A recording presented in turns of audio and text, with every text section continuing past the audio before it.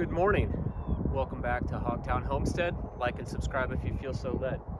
It is a beautiful morning. It's supposed to get up to 70 degrees today. And I have some good news.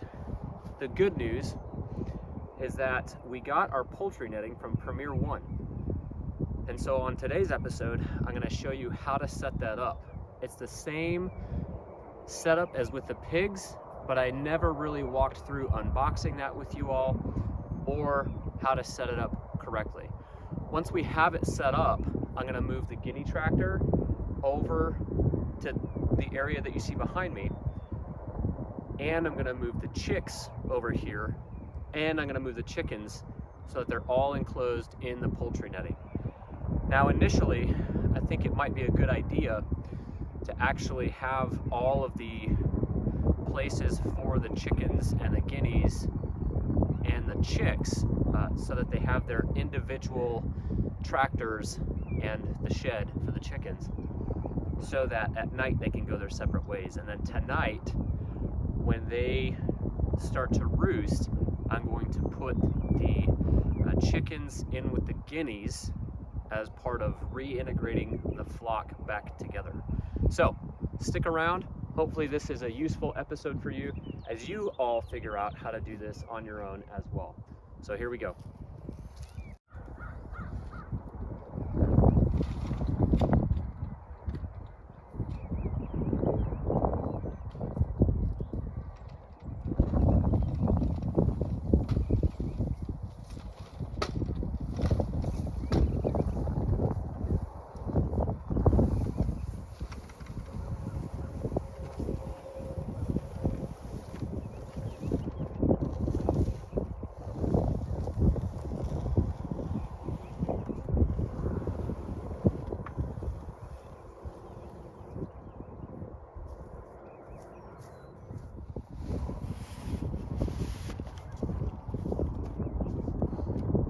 This is the box of the Premier One netting that I got. And so I'm going to open this up now.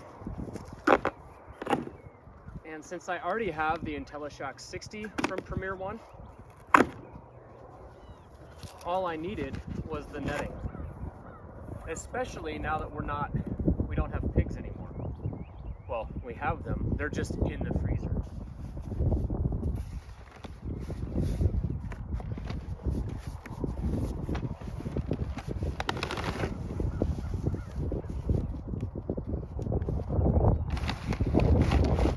So this is how the pig netting came as well. I'll show you what we're looking at here. It comes already rolled up, which can be challenging to get it untangled up. Now what you see, obviously here is the netting. These black posts here are support posts. So if you have a section of fence that is sagging, then you can just weave this through the different holes in the net and support it that way. So we're gonna set these aside because I don't even know if we're gonna need them. I think the netting comes in 160-foot rolls. So I'm gonna open this up and show you guys what we're dealing with.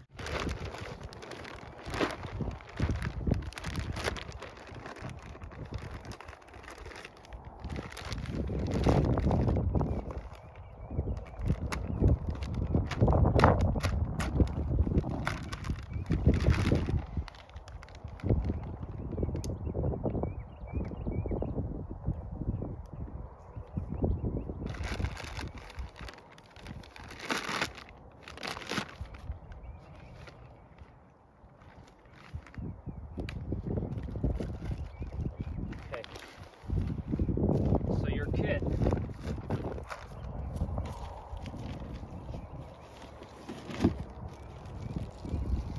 will also come with some extra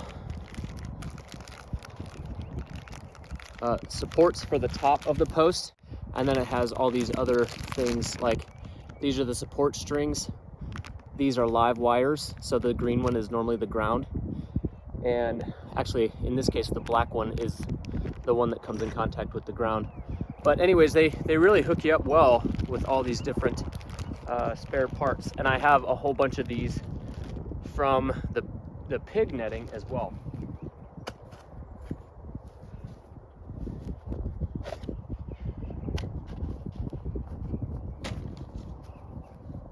I'll show you in a second the difference between the two different kinds of poultry netting that they sell at Premier One. I opted to pay extra so that I could get what are known as step-in posts. And I'll show you what that looks like here in a second, once I'm done untying this thing.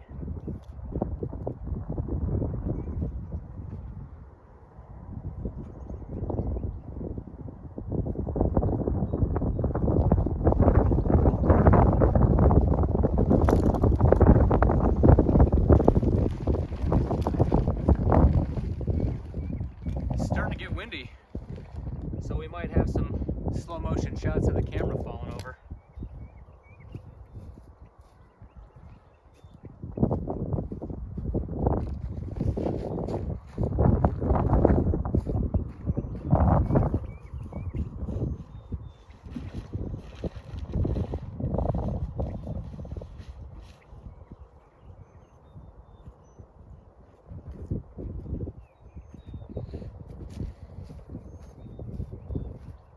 Okay, so your standard post, or what I paid extra for, is for these to have a forked shape at the bottom so that I can step on this portion to get it in the ground a little bit easier. My pig netting only had a single spike, and sometimes that became difficult.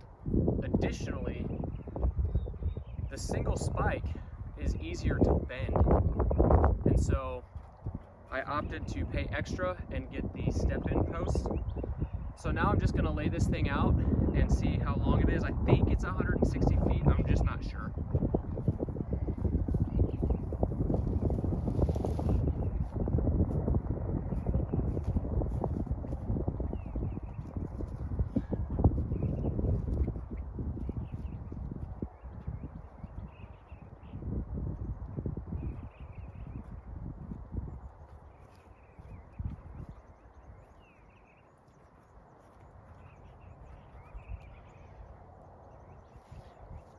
This is actually the most challenging part about the Premier One netting system. So we have an end here. So what you want to do is very carefully unroll it, just like I did, because it's actually connected to itself with these connectors end to end, and then it's rolled up. So you want to carefully unfold it like that from the box, and then you can start to unravel.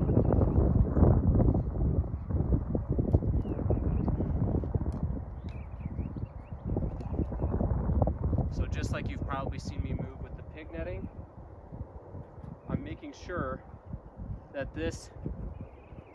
it goes post to post, and one section is folded basically in half as I unwrap it.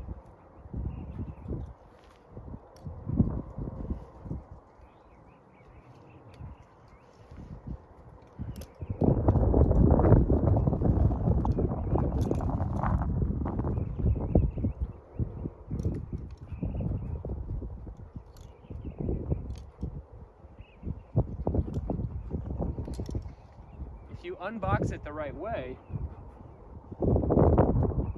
all of these should be laid out, all of the posts should be laid out in order so that it's not all tangled up. And with this poultry netting, it's especially important to get that right.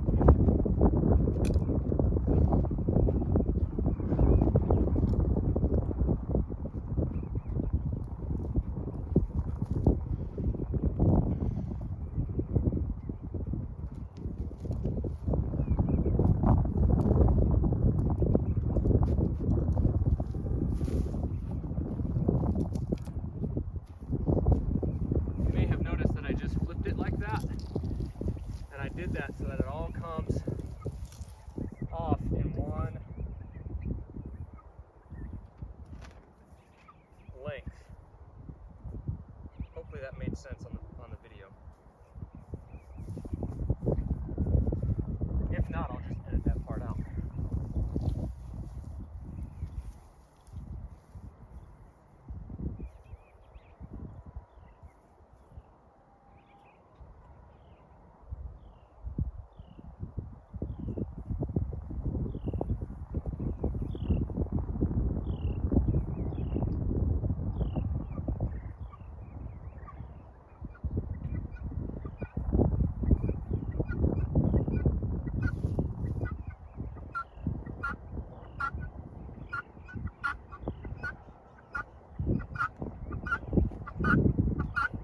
So that's looking like it's going to need a support right there.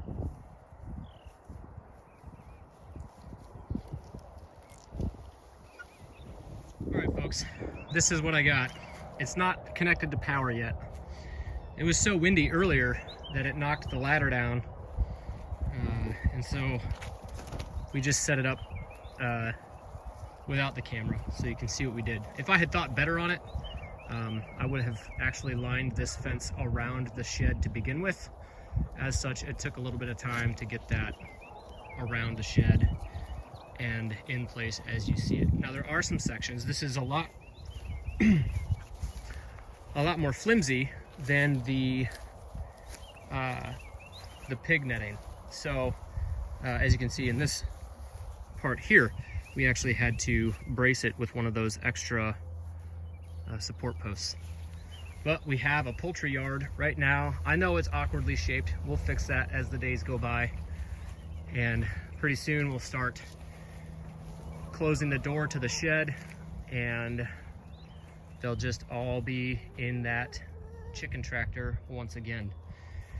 It's good for them to have all this space to run around, and for the guineas to get away from the chickens and the silkies to get away from the hens, even though that silkie right there is a rooster. We still have to get him crowing on camera, and we'll get there, but we haven't got that yet. So anyways, this is Premier One poultry netting.